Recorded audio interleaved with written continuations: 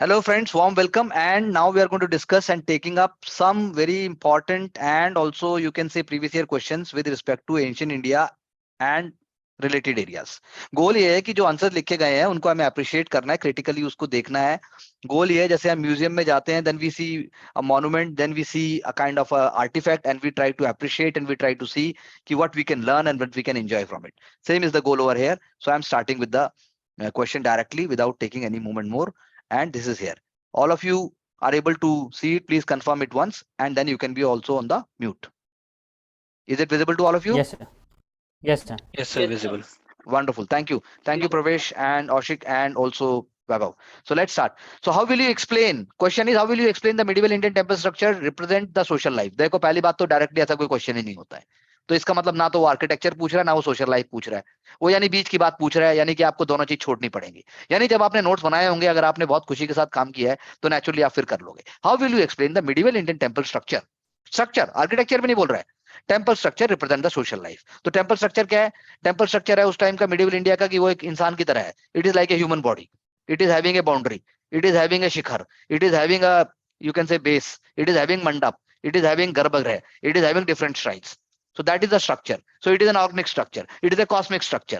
It represents society. It represents कि वहां पे बहुत सारे लोग आएंगे, वो रिचुअल्स भी करेंगे, बहुत सारे लोगों को सामान बेचा जाएगा. मंदिर अपने आप में लैंडलॉर्ड भी है, मंदिर अपने आप में दुकान भी है, मंदिर अपने आप में डिस्प्यूट रेजोल्यूशन भी करता है, मंदिर अपने आप में गांव के आसपास लाइफ को रिवॉल्व कराता है. फटाफट से आप यहाँ एग्जांपल दोगे जैसे मीनाक्षी टेम्पल मदुरई, क्योंकि मिडियल बोल रहा है, या फिर आप पुरी बोलोगे, पुरी जगन्नाथपुरी महाराज जो हैं उनका नाम लोगे आप. तो ऐसे जैसे आप लिखोगे फटाफट से, क्योंकि सोशल लाइफ बोल रहा है, तो आपको लिखना पड़ेगा everybody was allowed, no discrimination. कहीं पे अगर डिस्क्रिमिनेशन है तो दैट रिप्रेजेंट्स की सोशल लाइफ में इशू था. दलित के लिए क्या कोई काम रोका हुआ था?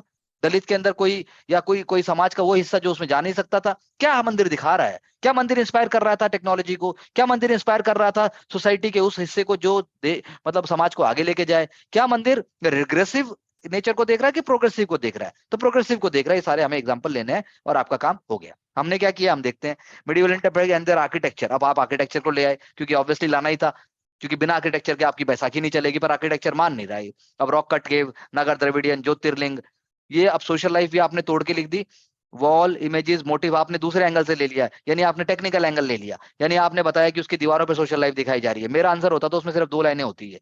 प्लेस ऑफ सोशल गैदरिंग भी मंदिर है, बिल्कुल सही बात है. कनेक्टिविटी भी है, सेंटर ऑफ इकोनॉमी भी. यानी आपने बात करी, लेकिन आपने कॉम्प्लेक्स बात करी. आपने वैसे ही बात करी जैसे मैं आशिक को बोलता हूँ, भाई सीधी बात कर. तो आपने जो है अपनी नॉलेज को हैवी कर दिया. कहीं ना कहीं परवेश जी आप अपने आप को इंफीरियर मानते हो कि यार मेरे को कम नॉलेज है, इसलिए आपने नॉलेज का धमाका किया. लेकिन वही बात है, हर धमाके से काम नहीं बनता. क्या कहते हो आप? जल्दी बोलो, अगले क्वेश्चन पे जा रहा हूं मैं. जी सर, जो आप कह रहे हैं मतलब वही थोड़ा प्रैक्टिकल होके सोचना था सर. हाँ, discuss the main contribution of Gupta. Vaibhav, बात समझ आई? Yes sir. या कोई डाउट? नहीं सर, नो डाउट. औशिक कुछ पूछना खुद ही पूछ लेना. हाँ, yes, sir. Discuss the main contribution of Gupta period and Chola period to the Indian heritage and culture. Indian heritage and culture, भाई वो ये नहीं बोल रहा तू एमए आर्ट है कि नहीं है, या तू गुप्ता टेम्पल तूने देखे ही नहीं देखे. कंट्रीब्यूशन बोल रहा हो इंडियन हेरिटेज एंड कल्चर को. एकदम दूसरे टाइप का आंसर है ये. गुप्ता पीरियड, चोला पीरियड, इसको फटाफट से डिवाइड कर दो आंसर को कि भाई इंडियन हेरिटेज एंड कल्चर. पहली बात लिखो कि क्या होता है. Indian heritage and culture is the core of Indian society. It is actually the navel, जो हमारी नाभि जिसको बोलते हैं ना, it is the navel of Indian culture और Indian as a nation, India as a nation. फिर उसके बाद लिखते हैं in terms of scientific heritage, फट से लिखते आर्यभट्ट, वरामिहिर, ये लेके आता, उसमें गुप्ता पीरियड का नाम लेता और बोलता चोला पीरियड के अंदर भी उसकी जड़ें पाई गई. फिर उसके बाद दूसरा लिखते आप एडमिनिस्ट्रेटिव हेरिटेज, उसमें लिखते गुप्ता पीरियड के टाइम से डिसेंट्रलाइजेशन बढ़ने लग गया है, लेकिन बाद में जाके उत्तर मेरू इंस्क्रिप्शन हमें दिखाता है पीक पर पहुंच गया. फिर आप लिखते हैं कल्चरल हेरिटेज. कल्चरल हेरिटेज में आप टेम्पल लिखते कि गुप्ता पीरियड में टेम्पल चालू हुए, लेकिन वहां जाकर जो है टेम्पल इतने विशाल और विहंगमय हो गए. ये इंडियन हेरिटेज एंड कल्चर को उसका वो है. फिर आप उसके बाद लिखते ग्राम, जो पंचायती राज सिस्टम जो आज इंडिया में है, उसकी रूट्स जो है वो गुप्ता पीरियड से भी पीछे जाती हैं. तो चोला पीरियड ने उसको और ऊपर उठाया. तो यानी गुप्ता चोला दोनों को इकट्ठा लेके चलना था और दोनों में ऐसे कर देना था. Cultural heritage, social heritage, scientific heritage, political heritage, ये हमें करना पड़ेगा. उसके अलावा आप 2-3 फैक्ट दे देते, जैसे कॉइन, न्यूमिस्मेटिक्स की आप बात करते कि इतनी विशाल आर्ट जो है गुप्ता पीरियड ने चालू की, वो को चोला में इतनी नहीं दिखती, लेकिन बाद में मॉडर्न टाइम्स तक, शेरशाह सूरी के टाइम से लेके आगे तक भी उसका पाया गया. ऐसा करके कुछ फटाफट से करना है. तो प्रवेश जी आपने क्या किया? Indian culture and heritage is always supported by various regimes. Oh my God, in different times and periods. तूने ये कहा पहले पैराग्राफ से कि इंडियन हेरिटेज एंड कल्चर को सपोर्ट किया जाता है, जैसे वो मार्जिनल है, जैसे वो कोई फेस्टिवल है छोटा मोटा, अगर राजा उसको फंड नहीं देगा तो इंडियन हेरिटेज एंड कल्चर डूब जाएगा। जबकि होना चाहिए था Indian heritage and culture is the core, it is the centre of Indian ancient, not just ancient India but today also. तब तेरे आंसर में आधा नंबर बढ़ता। इसमें पहले ही पैराग्राफ में माइनस हो गया। Gupta period is considered one of the watermark period during the ancient culture reach zenith. क्या कर रहा है ये? सेकंड पैराग्राफ में तूने क्वेश्चन को एक्सप्लेन किया है। थर्ड पैराग्राफ में architecture, various temple, several deity, Nagara style, garbhagriha, vimana, पंचायतन स्टाइल। अरे भाई पूछ रहा है वो कि साला कंट्रीब्यूशन क्या होगा, तू तो वो बताने लग गया फीचर क्या होते हैं। Simultaneous construction of Buddhist and Jaina shrines, chaitya, painting में तूने फिर बता दिया Mahabharata Ramayana, coin of various kind, Chola temple in South India. अच्छा साउथ इंडिया है, इंडिया ही लिख देता साला, कोई जगह का नाम, साइट का नाम कुछ तो होना चाहिए। टेंपल इन Brihadeeswara, Brihadeeswara T, temples like Brihadeeswara T, वाह भाई वाह। मीनाक्षी टी है, एग्जामिनर भी कहेगा। प्रवेश एफ, खत्म, game over. Unique architecture practice, ये वो, वेरियस टाइप्स ऑफ कॉइन, ना भाई ना। क्या हुआ ये प्रवेश, जल्दी बोल। जी सर खराब हो गया क्वेश्चन। खराब हो गया भाई ये। किसी और का कोई कमेंट? दोनों का, तुम दोनों का, बाकी लोगों का? नहीं सर। ओके नेक्स्ट में आते हैं, डिस्कस द सिग्निफिकेंस ऑफ, क्या है ये, कौन सा फिगर भाई? Lion and bull. हाँ, lion and bull bull। Figure in Indian mythology. देखो कितना ये है भाई टेक्निकल क्वेश्चन, एग्जाम में 7 मिनट में लिखना है ये भाई साहब, 250 वर्ड में मांग रहा है, मार दिया इसने। लेकिन फिर भी टॉपर को लिखना ही पड़ेगा, कोई चारा नहीं। Discuss the significance of lion and bull figure in Indian mythology, art and architecture. भाई 3 एरिया दे दिए, 3 एरिया देते ही काम हो गया। जहां एक एरिया होता मर गया, कोई नहीं लिख सकता इसको। फिर 3 एरिया दे दिए, तो पहले आपको बताना था कि पहली लाइन तो यही लिखो कि भाई Indian mythology, art and architecture में हमारे यहाँ फ्लोरा एंड फोना का अद्भुत रोल रहा है। कमल से लेकर शिखर से लेकर हर चीज का हमारे यहाँ रोल रहा है। ऐसे 2 लाइन लिख देनी चाहिए पहले तूने, लेकिन अब तूने सीधा significance of land and bull figure पहले लिख दिया। तो ऐसे तोड़ना नहीं है, जब क्वेश्चन टूटा हुआ नहीं पूछ रहा वो, तो डिस्कस करने को बोल रहा है, तो आपको भी पहले डिस्कस में ही लेके जाओ उसको। फिर आप लिखते कि lion is a symbol of courage, lion is a symbol of wisdom, lion is symbol of this, lion is symbol of grandeur, lion is symbol of majestic thought. That is why it is part of ancient Indian architecture. For example, Mauryan period. Similarly, goddess Durga, वाहन माल, वो है ना अपनी शेरावाली माता। हाँ भाई वैभव,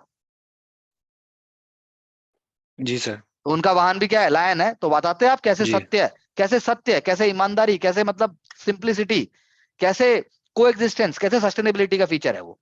और art में तो है ही फिर महिषासुर मर्दिनी, हो गया काम। फिर आप बुल फिगर पे आ जाओ। ऐसे ही बुल में भी आप यही बताओगे कि कैसे इंडस वैली सिविलाइजेशन में भी था, कैसे उसके बाद जो है माइथोलॉजी में तो बुल, नंदी बुल, उसके बिना तो भाई भगवान भोले शंकर खड़े नहीं होते हैं। तो भोले शंकर मत लिखो, आप बुल के बारे में बताओ कि कैसे नंदी बुल, नंदी क्यों चूज किया गया। नंदी प्रोग्रेस का साइन है, नंदी हार्ड वर्क का साइन है, नंदी एग्रीकल्चर इकोनॉमी का साइन है, नंदी बुल, और हर जगह है। फिर लिखते हैं आप कि जैसे आप लिख सकते थे उसको, you should have written it that it is अपना श्योर टेम्पल के अंदर भी है ये, तो ये आ जाता आपका ऐसे। तो ऐसे करके इस आंसर को हमें टैकल करना है। लेकिन हमने फिर से तोड़ दिया, Indian and bull, Brahmanical tradition in Indian society, bull significance that Indian art very new civilisation, Harappan Mohenjodaro, figurine which were worshipped by people, Pashupati, Mahadev seal. हाँ बात कुछ की है मौर्य, लेकिन बड़ा कॉम्प्लेक्स लिखा है। क्या बोलते हो प्रवेश जी? सर जो जो आपने पॉइंट्स बताए हैं सर, हाँ सर वो सारे इस आंसर के अंदर है। बस जो फॉर्मुलेशन हुई है सर आंसर की, उसमें थोड़ी दिक्कत है। मतलब तू ये कहना चाहता है कि वही बात है कि तेरा प्यार प्यार और मेरा प्यार भी प्यार, मतलब भाई जो मांगा है वैसे ही लिखना पड़ेगा, बाकी सबको सब कुछ आता है। जी sir. Coming to the next question, evaluate the nature of Bhakti literature and its contribution to Indian culture. Nature of Bhakti literature, Bhakti literature नहीं पूछ रहा, nature। तो नेचर क्या है भक्ति लिटरेचर का? It is pro poor, it is pro common people, it is pro marginalised section, it is pro women, it is pro it is pro egalitarianism. ये है उसका nature. It is pro vernacular language, emotion, it is pro emotion, it is pro मोहब्बत की दुकान। बात समझे? वो जो आज का हम बात करते हैं, तो वो माइंड जब आएगा तब आप फटाफट से लिखोगे। फिर आप तुलसीदास की रामायण ले आओ, आप अंडल ले आओ, आप महादेवी ले आओ, आप तिरुवल्लुवर ले आओ, आप उसके बाद नायनार और आलवार ले आओ, जो भी 5-7 नाम याद है सारे डाल दो और कंट्रीब्यूशन बना दो एडमिनिस्ट्रेशन माइंड में रख के कि भाई एडमिनिस्ट्रेटिव एग्जाम है ये, उसके एंगल से क्या होना चाहिए, उसके एंगल से जो मैंने आपको एलिमेंट बोले वो सारे एलिमेंट होने चाहिए। सेकुलर बिल्कुल सही बात बोली आपने, इंक्लूसिव बोला, बहुत अच्छा लिखा ये आंसर, फिर भी ट्रैक पे है, प्रोमिनेंस है, ऑलमाइटी की विदाउट रिक्वायरिंग, बहुत अच्छा कंट्रीब्यूशन। लेकिन आप ये जो डिवीजन करते हैं वैभव प्रवेश जी, इससे अच्छा डिवीजन हो सकता है, ये थोड़ा सा सुपरफिशियल डिवीजन है, इससे नेक्स्ट लेवल पे आना पड़ेगा। जी सर, जी सर। बाकी आपके इस आंसर में दम है, इसने आपने सारी चीजें लेके आए, लेकिन फिर वही बात है। और कोई कुछ कहना चाहता है आप दोनों में से, Vaibhav and Aushik? No sir. समझ आ रहा है वैभव? No sir. जी सर। कोई दिक्कत? नहीं सर। अच्छा, the rock cut architecture represents one of the most important sources of our knowledge of early Indian art and history. बहुत अच्छा क्वेश्चन है, देखो नॉलेज बेस्ड आंसर है, एग्जाम रिवॉर्ड करता है उनको जो ठीक से पढ़ते हैं। The rock cut architecture represent one of the most important sources of knowledge of early Indian art and history. Source कैसे, सोर्स पूछ रहा है वो, knowledge of early Indian art का और हिस्ट्री का, लेकिन आपने पहले पैराग्राफ में वो सब बता दिया कि भाई रॉक आर्किटेक्चर इसको कहते हैं, इसके एग्जांपल ही हैं, ये वेस्ट हो गया। ठीक है, थोड़ा सा चलेगा, लेकिन आप सीधा कूदा करो थोड़ी सी बात बता के कि भाई ये है सोर्स कैसे है, भाई वो बता रहा है, टाइमलाइन दे रहा है, ठीक बात है, इंसिडेंट बता रहा है, डेली लाइफस्टाइल बता रहा है, उसके बाद आपने बोला स्टोरी इवेंट बता रहा है, स्कल्प, लेकिन आप बड़े बड़े वर्ड नहीं लेके आए। वो बता रहा है कैसे वुमेन और मेल और फीमेल का वर्क डिवीजन बराबर था, वो बता रहा है कि कैसे जो है सोसाइटी कैसे वर्क करती थी, वो बता रहा है कि कैसे जो है सूरज को, नेचर को भी वो लोग वर्शिप करते थे, वो भी हो रहा है, कैसे वो फेस्टिवल करते थे, कैसे फोक डांस होते थे, वो सब भी बता रहा है वो। लेकिन आपने छोटे छोटे वर्ड लिखकर कोई है छोटी नौकरी वाली बात कर दी, बड़ी बात आपने नहीं की। क्या कहता है प्रवेश? जी सर, improve बड़े कर सकते कॉन्सेप्ट तो लेके नहीं आया। हैं। जी sir. Coming to the next question, the Pala period is the most significant phase in the history of Buddhism in India. Enumerate. अब देखो जो क्वेश्चन आएगा वो उसको मोस्ट सिग्निफिकेंट बोल देगा, तुम्हें भी ऐसे ही करना है भाई, जो क्वेश्चन आया बस वही एग्जिस्ट करता है, बाकी दुनिया में कुछ एग्जिस्ट नहीं करता। एग्जाम में वही क्वेश्चन आना है, जितनी नॉलेज आती है जिंदगी में सारी वहां डाल दो। ये नहीं कि यार इस साल ये टॉपिक तो हमको पसंद नहीं था, ये तो बहुत टफ पूछ लिया, अबे वही डाल दे, तू सब कुछ वहीं ले आ, हिस्ट्री, ज्योग्राफी, साइंस, पॉलिटी, जो ला सकता है सब लेके आ जा। तो बच्चा अच्छा मैप बनाया आपने। अब पाला पीरियड के अंदर तो पेंटिंग भी है, पाला पीरियड के अंदर जो है बुद्धिज्म की बात कर रहा है तो विक्रमशिला यूनिवर्सिटी है, नालंदा यूनिवर्सिटी है, फिर डोनेशंस आ रही हैं, हाइट, एक सिस्टमेटिक अप्रोच है, विहार बने हुए हैं, मॉन्क उसमें पूजा कर रहे हैं, पाली प्राकृत जो है वो बढ़ रही है आगे, इक्वलिटेरियनिज्म बढ़ रहा है, इंक्लूसिवनेस बढ़ रही है, वर्नाकुलर लैंग्वेज बढ़ रही है, तो ये सारी चीजें आपको लेके आनी पड़ेंगी। आप लेके आए हो फेमस लर्निंग सेंटर, मतलब थोड़ा सा बकवास की चीजों को हटा के हमें जो है वाइटल क्रॉप के ऊपर और काम करना चाहिए। आप कर भी लेंगे आप लोग सब, मुझे I am very sure. Utilitarian amenities है तो की वर्ड को अंडरलाइन करना चाहिए। सारा क्वेश्चन आप पॉइंट फॉर्म में नहीं लिख सकते, कुछ ना कुछ थोड़ा बहुत तो अलग से करना पड़ेगा। आप टाइमलाइन भी बना सकते हो, कोई ब्रांच से भी बना सकते हो। प्रवेश क्या कहना है आपका? जी सर, पॉइंट्स तो सारे हैं, बस जो स्ट्रक्चर है सर, स्ट्रक्चर पे बात करेंगे एक बार। ठीक है। Indian philosophy and tradition played a significant role in conceiving and shaping the monuments and their arts in India. Indian philosophy and tradition. तो अगर मैं बात कर रहा हूं तो मैं इसमें बात करूंगा इंडियन फिलोसफी किसकी है। इंडियन फिलोसफी है कि नेचर की है, nature, it is based on nature, it is based on empiricism, it is based on the idea that there is much more than individual life. It is believing in the idea of sustainable growth, sustainable life. It is believing in the idea of cosmic universe, and all those ideas are reflected in the monument. It believes, our tradition, our philosophy believes that everyone must coexist. Our tradition and philosophy believes that everyone must have space in society and must get the ample opportunity to grow. यही सारी चीजें हमारी mythology के through, यही सारी चीजें हमारे monuments के थ्रू। फिर आप एग्जांपल दो, एलोरा केव्स का लो, फिर उसके बाद चाहे आप जो है अशोका की बात करो, फिर उसके बाद जो है आप बात करो, आप इसके अंदर जो है चाहे मॉडर्न इंडिया की, आप मॉडर्न नहीं बोल रहा हूँ, आप चाहे मुगल पीरियड की बात भी करोगे, मिनिएचर पेंटिंग भी वो यही दिखाती हैं। मॉन्यूमेंट्स एंड देयर आर्ट्स, जैसे मिनिएचर पेंटिंग्स की बात करेंगे तो वो भी एग्जांपल यहाँ आएंगे। ये इंडियन फिलोसफी एंड ट्रेडिशन को बताने की जरूरत नहीं है, उसका इनहेरेंट आगे लेके जाना है आपको। तो वो आप अगर ऐसे करोगे तो आपका आंसर और ब्रॉड हो जाएगा। आप पेंटिंग लेके आए हो, स्तूपा लेके आए हो, डांस एंड म्यूजिक लेके आए हो, ड्रामा, कीवर्ड सारे लेके आए हो, लेकिन आप और भी ब्रॉड और थोड़े स्मार्ट हो सकते थे। क्या बोलते हो? जी sir. So discussing the last question, Persian literary sources of medieval India. Persian literary sources of medieval India reflect the spirit of the age. तो यानी 3-4 आपको पर्शियन लिटरेरी सोर्स पता होने चाहिए। लिटरेरी सोर्स भी नहीं पता है तो जिसने दिए उसका नाम पता होना चाहिए। जैसे अगर मान लो मैं एग्जाम लिख रहा हूँ और मुझे नहीं मालूम कि भाई कोई नाम है, तो मैं फटाफट से जो है लेके आऊंगा कि भाई जो है मैं तो इसकी ट्रेस करूंगा रूट्स को, पर्शियन लिटरेरी सोर्सेज की जो रूट को ट्रेस करूंगा मैं ट्रेस करूंगा अपना जो हजरत निजामुद्दीन औलिया, जो हजरत निजामुद्दीन साहब थे उनके जो फॉलोअर थे अपने अमीर खुसरो साहब, वहां से कुछ लेके आ गया थोड़ा सा। फिर उसके बाद सोर्सेज की बात कर रहा है तो आईने अकबरी आपने जैसे लिखा है, फिर आपने रिहाला लिख दिया, बाबरनामा लिख दिया, शाही सिकंदरी लिख दिया। सारे नाम एक साथ लिखने की जरूरत नहीं है, आप उसको अलग अलग लिखो, आप चीज को पकड़ो। स्पिरिट ऑफ द एज क्या है? Spirit of the age coexistence है, spirit of the age progress है, spirit of the age territorial expansion है, स्पिरिट ऑफ द एज जो है एरिस्टोक्रेसी है, spirit of the age grandeur है। तो वो सारी चीजें दिख रही हैं। स्पिरिट ऑफ द एज है कि भाई रूल अगर रूलर आएगा वो इंपीरिकल तरीके से रूल करेगा, एडमिनिस्ट्रेशन इतना हाई सेंट्रलाइज, इतने हाई फाई तरीके से पहुंचे, ये सारा है स्पिरिट ऑफ द एज।